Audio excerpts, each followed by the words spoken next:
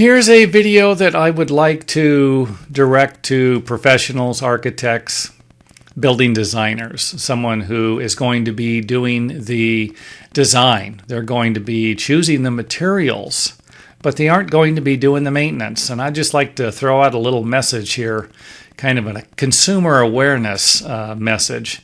And that is that if you are going to use clear wood, or realistically any wood, then and it is not going to be painted, it's going to be stained or it's going to be treated with some type of a sealer, then you wouldn't be a bad idea to actually explain this to the property owners, the people who are actually going to be doing the maintenance. I mean, one of the biggest problems I have with building designers is they draw something and then it looks great when it's done, looks fantastic, and the whole concept behind it looks great. But 2 or 3 years later, or even 5 years later, or 10 years later, it just isn't holding up.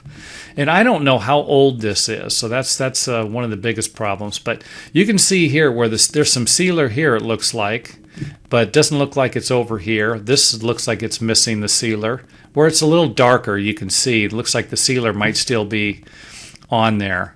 This piece right here looks like it's missing a lot of the sealer, and it's cracking. So if you draw something like this and you want, this is what I got to have, then tell the people that it's going to, you're going to have somebody every 6 months, every year. And I would imagine this would be something that would be every 6 months. It's going to have to be sealed. This looks like something that was used with a sealer. Otherwise, you're going to end up with cracks. You're going to end up with larger cracks. Now the nails, you can see here, galvanized nails. I would imagine if you use stainless steel nails, you're not going to have a problem, but galvanized nails. Now, if you did spend the money for primo wood like this, it looks like clear Doug fir, then it wouldn't be a bad idea to go the extra mile and get stainless steel nails. That we don't have to worry about them rusting. Remember, there are a lot of nails that people tell you do not rust, but in a situation like this, they are going to rust, and then they're going to bleed and stain the wood. And if you're looking for a nice look like this, the clear look, that's not going to be a good idea to use anything but stainless steel nails. And you can see that here, these are like the primo pieces, but these ones over here really aren't. And that's, of course, the different cut from the tree where it's cut. I'm not going to make a long video. I actually made this video before. It was a little too long.